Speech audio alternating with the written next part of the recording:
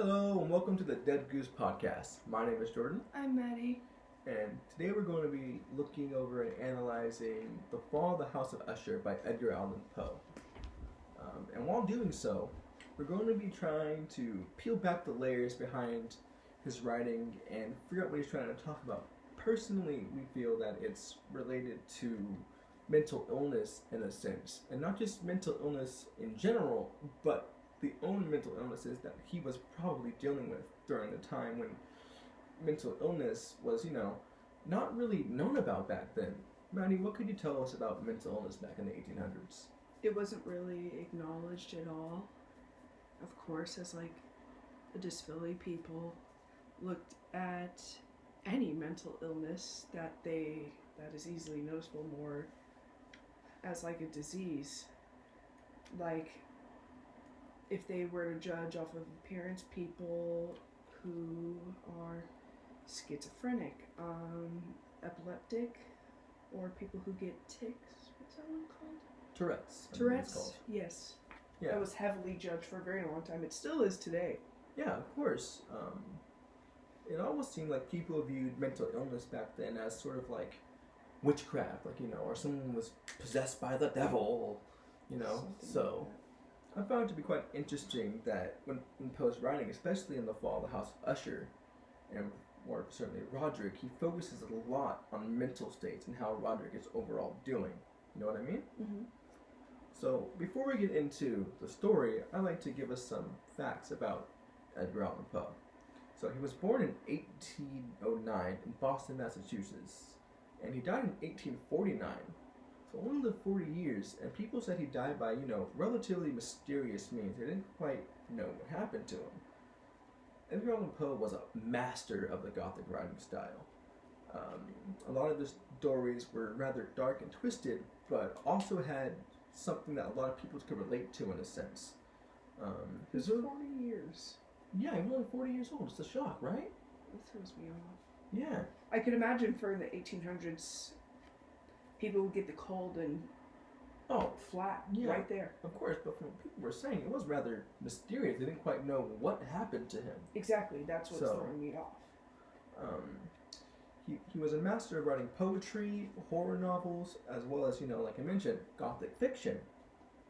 Some of his most well-known works tend to be The Raven, The Murders in the Rue Morgue, The Cask of Amontillado, as well as another one called The Tale of Telltale Heart. He was regarded as one of the fathers of short stories. He had this kind of this graceful skill and mastery that somehow turned what was a short story into a work of complex literature that sometimes left people wanting more. And in order to draw a sort of comparison to the works of Poe, we also read the stories of August Derleth, The Lonesome Place, and what was the other story we did? The Girl with the Hungry Eyes. And who was that one by again? I believe it was Fritz Leiber. Yes, I believe that was the name. So, can you give us a little bit of details about Fritz Leiber? Do you know what his writing style was and how did he,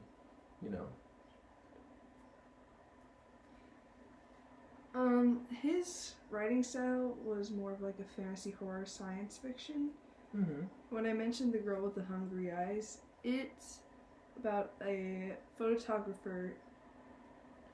I think he used to capture images of old models, and nowadays he's kind of like a drunk looking for any job that he can take, really. Mm-hmm. Kind of like any photography job that he can basically get and grasp in a sense. Mm-hmm. Yeah. Okay. And the woman he ends up modeling seems a little more sadistic than she seems to be, but that also goes for the man as well. God knows if he's exaggerating it because he's a drunk, but I don't know. And give or take. What happened at the end of what happened at the end of the story? If you could give us a little more detail on that one. It ended off in the last paragraph, it ended off with the girl pretty much begging him to be another whole of herself, kind of. More so than just like a relationship kind of thing. Okay, interesting. The other story that I read in conjunction with The Fall of the House of Usher was August Derleth's The Lonesome Place. Now, August Derleth was, another weird fiction author, but he was also an author of Lovecraftian horror. And The Lonesome Place tells the story of two boys who had to travel down this long, dark road that they called the Lonesome Place. It was kind of dark and derelict and didn't really have any sort of like lighting there, and every time they would go down there, they felt like they were being watched by something and hunted by something, but could never figure out what. And as they grew older and stuff like that, eventually that kind of faded from their memory until when they were older and they were working basically for the city they were living in at that point, a young boy ended up getting killed in the Lonesome Place. Yeah, in the Lonesome Place. It wasn't really a house. It was more like they called it kind of like an elevator area. Yeah, like kind of like it was small, almost like a small lumber yard in a sense. Do you know a lumber yard? Yeah, a place where they keep wood and stuff like that. Oh. Yeah. Really? Yeah. And it was basically right by the road where they would go to and fro town. And they noticed that this boy was murdered back there, and eventually from there, that was when the city and they decided that it was time to basically clear that area out and put up lights and stuff like that so people would get through there safely. But the boys felt like, or the men I should say now, felt as though they were responsible for the death of this kid because they never told anyone about what happened in the Lonesome Place. So yeah, it was an interesting story. I found it to be quite interesting. Well, I mean, the police obviously found out. Yeah. Right? Yeah. Exactly, and that's what made them kind of want to put up the lights and stuff like that, so that didn't happen again. And they're just workers there? Yeah, for the workers for the city and stuff like that. Like one of them was on the council and stuff like that. So. Where did that elevator take them from and to? We didn't really say where the elevator took them from and to. No, nothing like that, but more just along the lines of, it was kind of just there. I didn't really give much detail on what the elevator actually was, just kind of probably just like an elevator to raise and lower stacks of wood so they can put it up and stuff like that. Okay. Would be my guess. So, The Fall of the House of Usher. What did you overall think of the story, Maddie? Really interesting. The men constantly. It almost.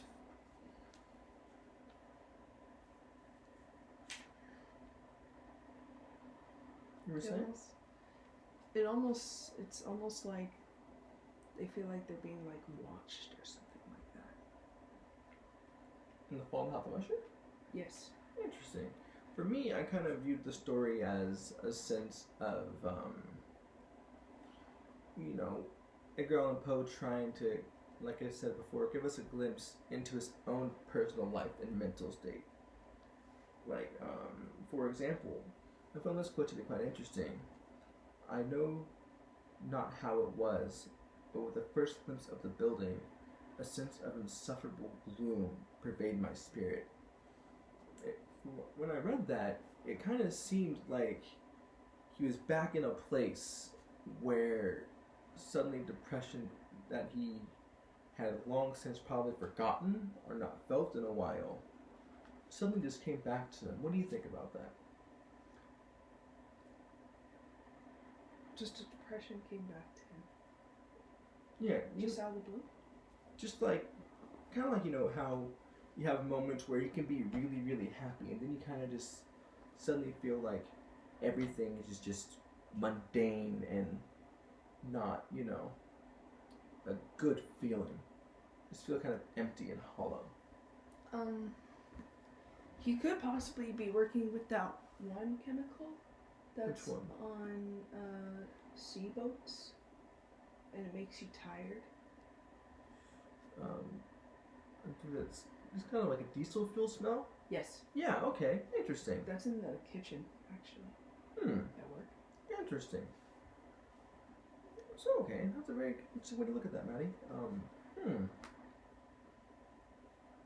Maybe it could be like a high dose of it, something like that. He's pretty much forcing himself to feel this way over something that he's not guilty for.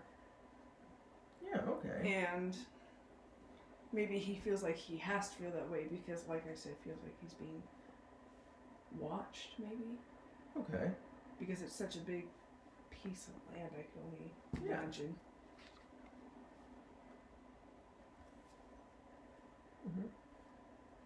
Have you found any quotes that you thought were relatively interesting about, mental illness and depression?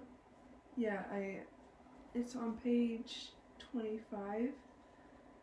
It says, I looked up upon the scene before me, upon the mere house, and simply landscape features of the domain, upon the breakwells, upon the vacant eye like windows, upon a few rank sedges, and upon a few white trunks of decayed trees.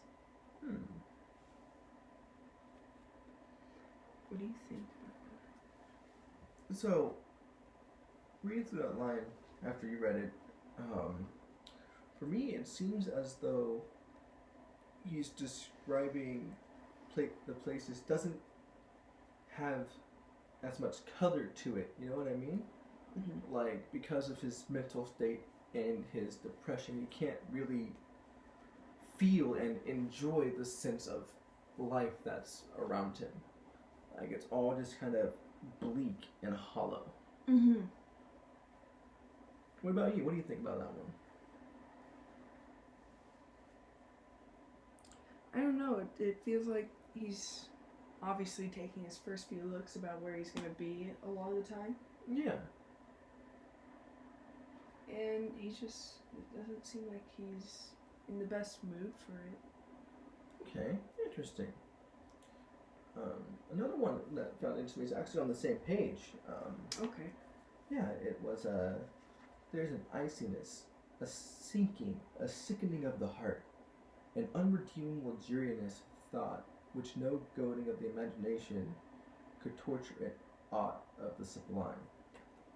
When I read that, it felt like, he was really trying to talk about, like, just being here, back in this place, was rather just, I want to say kind of in a sense, overwhelming for him.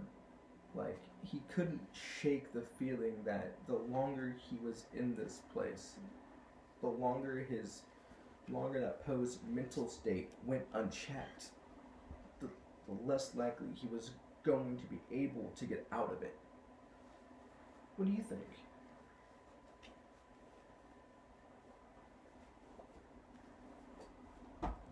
It's like he already knows he's putting himself back into a situation he really shouldn't put himself in. It's like a toxic cycle with himself kind of thing. Mm-hmm. And maybe that could be for money, location.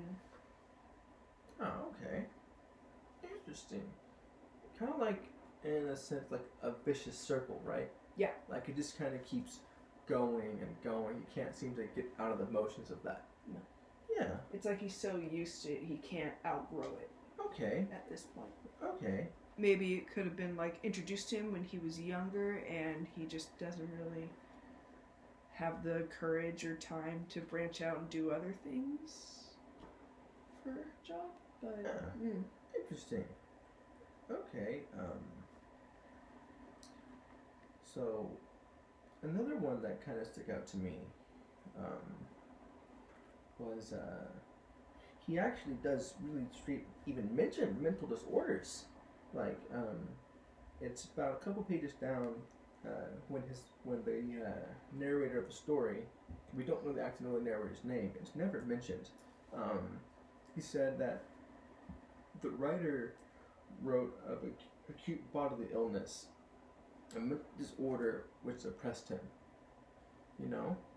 And when I read that, it was like, yeah, he's basically really trying to tell us like there is something plaguing him, you know, and like it's grasping him in a way that no matter how much he really wants to get rid of it, and how most people aren't aware that they have it, he knows he has something wrong with them, but he's just not sure what it is and how to get rid of it, especially for the time period. What do you think? Do you feel like it could be like something like bipolar, maybe? Interesting. Yeah, kind of like mood swings in a sense. Like he'll go from 1 minute of being like relatively, you know, in a good mood to kind of feeling as though, you know, nothing just feels right to him. Would you agree with that, or would you disagree with that? Well, oftentimes it seems like the same things come and go, so possibly, maybe. Okay.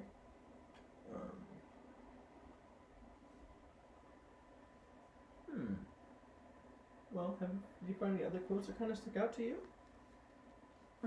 Yeah. It's on the same page as 26. His reverse have been always excessive and habitual. Habitual? Mm-hmm. And what do you think about that? That's just like I said with the kind of back and forth feeling. Mm-hmm. What I gathered from that when I read it, it seems like Poe is trying to say like he's rather introverted. You know what I mean? And while I can't remember if introvert or extrovert were classified as a mental classification, but most introverts tend to suffer a lot more from things like depression and anxiety and other things of the sort. So that really stuck out to me as a sense of, you know, he had no like want or need to go outside. No. And then another one that I found quite interesting is actually on page 29. He said, the narrator goes, I felt that I breathed an atmosphere of sorrow, an air of stern, deep, irredeemable gloom that prevailed over all. When I read that, it seems like, you know, his depression is something that kind of just hangs over him. Like he has no real way of breaking free of it or trying to get out of it. Like despite how much he wants to get out of it. How do you feel? He's like in his own little bubble. He's been so used to this lifestyle that he can't, like I said, he can't outgrow something like this. A lot of introverts really have a hard time outgrowing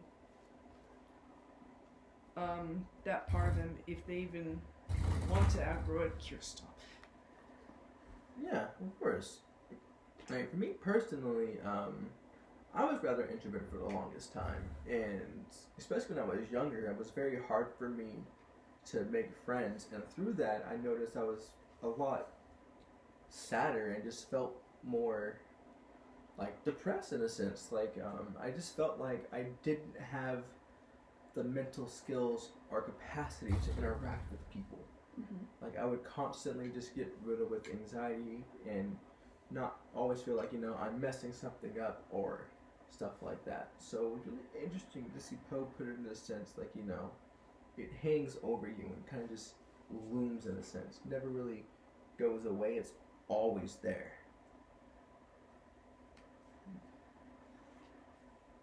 There's really a lot to think about with that one, because that can be a lot of things. That can be not only just being introverted as well, that can be depression, isolation. Yeah. God knows what reason, and so on.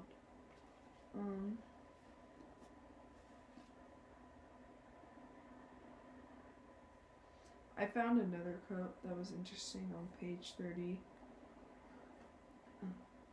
And as soon as I found this to arise from a series. Oh my gosh. You were saying? Sorry. And I soon found this to arise from a series of feeble and futile struggles to overcome inhabitable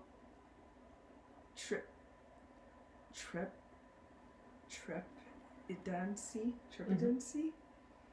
and excessive nervous agitation. What do you think he's talking about there? Looking at that, I believe he's not talking about himself, but about his friend Roderick. That he noticed that from what he's saying there, it seems like Roderick has a sense of anxiety around him. Mm-hmm. Like, he feels as though there's always something that's gonna come after him and get him, and it's kind of like haunting him, like kind of like he's the gloom thing before looming over him, like it's always there. What do you think? I feel like that could be like a form of anxiety, maybe, that he's paranoid. Okay, like a sense of paranoia. Oh, excuse me. Mm-hmm. Okay. Interesting. So, another one that I found interesting is actually on page 31. We were talking about, what's going on and how Roderick is feeling. And the narrator says, he admitted, however, although with hesitation, that much of the peculiar gloom of which thus afflicted him could be traced to a more natural and far more palpable origin. To the severe and long-continued illness, indeed evidently approaching dissolution, and of tenderly beloved sister, his sole companion for many years, his last and only relative on earth. When I read that, it seemed like Poe was trying to relate it to his own personal family, because Poe's parents actually died when he was very young. His parents passed when he was around 3 years old. His dad passed, I can't remember the exact date, but shortly after his dad passed, his mom passed away too. And I know it seems like 3 may be an age where it's really hard to remember your parents, but at the same time, is it possible that the cause of his depression is linked to the loss of his family? When I read that, is what I thought. What do you think? I mean, possibly. For being at a young age and losing your parents, it's something you grow up getting used to. It's not like you really get to know that person out of the blue. They're gone. Of course. Type thing.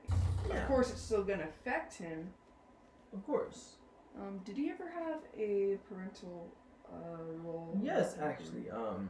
He was adopted by a family, which is actually where he derived his name Allan from. Okay. Yeah, his parents' last name was Poe, and once he found that out, he adopted the name Allan as his middle name and took Poe as his last name.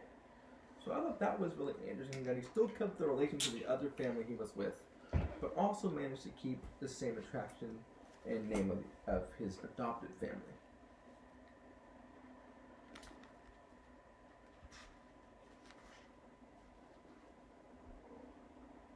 So, allow me to ask you a question, Maddie. Do you know what a hypochondriac is? No. So, a hypochondriac, this is also a known mental disorder. So it's possible that, with Poe trying to put into the story his own sense of mental illness, as I believe he's doing, a hypochondriac is a person who is abnormally, anxious and curious about their own mental health. Like, the people that, go online and go, I have a sore thumb. What's wrong with me? Oh, my thumb's sore? I have cancer. So that is a hypochondriac. And it seems to me like that is what he's trying to regulate here. What do you think? That maybe he might just be obsessing over his mental illness and not really have anything going on? Maybe it literally is just a small bout of depression? What's that one thing when people feel like they're sick or they have something and their body, like, very literally tells them, like, yeah, you're sick with this. But it's not actually. That is a tint of. It's a mixture of a hypochondriac and what is also known as the placebo effect. Yes. Where, like, for example, like someone gives you a medicine, like let's say you're doing a pharmaceutical test and they give you a shot basically saying, like, this shot will make you feel like this. But nothing is actually in the shot to make you feel anything. Because you're told that is how it would make you feel, like let's just say it's going to make you feel nauseous or give you a headache. You'll start feeling those symptoms even though nothing is actually in your system to make you cause that. Yeah. So, that was really interesting to me. So, do you have any other quotes that you might have found, to be rather interesting?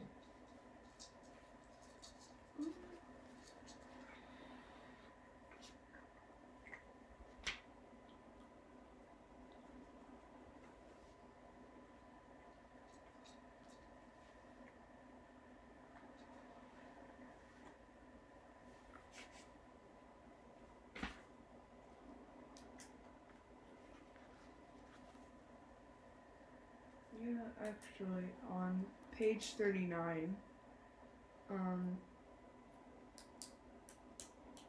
it's on the second to last bottom chapter, but moreover, there was a species of mad hilarity in his eyes and evidence of restrained hysteria in his whole demeanor.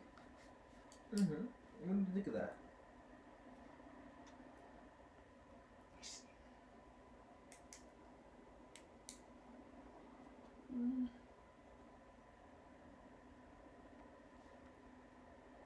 Is it like more so of a reflection on how he feels, maybe? Like how he feels about himself? Mm-hmm. That's an interesting way to perceive that. Well, the way I perceived that when I read it was perhaps he wasn't so much looking about himself, but perhaps digging into the way other people view him. Because Poe got a lot of criticism for, his writings and stuff like that. Some people even early on called him rather, dark and morbid. So I believe that he was kind of reflecting like his own personal experiences with how people view his own mental state. And I feel like that made him want to take a deeper look into his own mental state. Okay. Yeah. So now let me ask you this. Overall, what did you think of this story? Because personally, I find the ending to be quite, I don't want to say morbid, because it feels like it's making me make Allan look bad despite how much we're trying to defend him.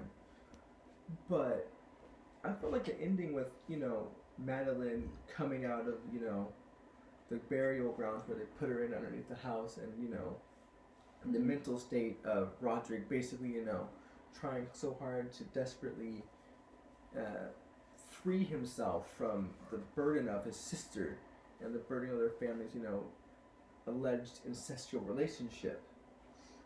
That despite the dark turn that it took, it was really just more of overall trying to show you that, everyone goes through these bouts where they have personal issues or, depression or, mental illness. It's something that affects all of us in a small way or in a major way. How do you feel about that? It's definitely a food for thought. Yeah, exactly. The ending seemed incredibly urgent and maybe even a little rushed, which is kind of what his point is with trying to leave like the reader thinking maybe I can even stretch it. You know those movies where it's like make your own ending? Yeah. Stuff like that. Interesting. Because we know that it's kind of hard to even imagine what really happened to Madeline and Roderick at the end of the story. Because while we do know that it said, like, a giant fissure is opened up over the house and the house fell into it, and the narrator was saying, he was appalled by what happened. We don't really get any closure on knowing if or if not Roderick and Madeline died. So I personally felt like it was just a rather, I want to say, bleak ending. Not in a bad way either, but bleak in the sense that it gave you a sense of wondering exactly what happened to Madeline and to Roderick. What do you think about that?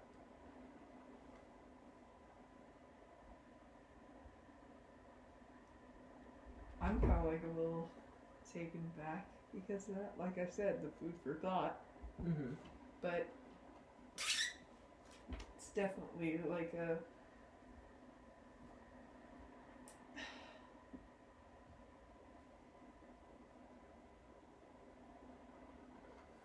Look at what? I'm sorry. No, it's okay. Take your time to analyze thought. We're trying to go over this and get, you know.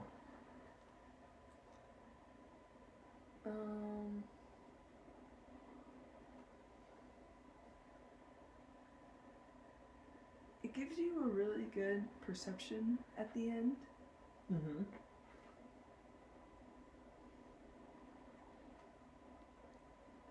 Of him just going back into like that vicious cycle because he's so curious as to what happens next. You know? Interesting. Yeah, I have to agree with you on that. Okay, well, I think from there, we're going to wrap it up here. We hope you were able to gather some more information and awareness about mental health. And not only that, but possibly have gotten a deeper inside look onto Edgar Allan Poe. So, there you have it. Have yourself a wonderful day, and we'll see you next time.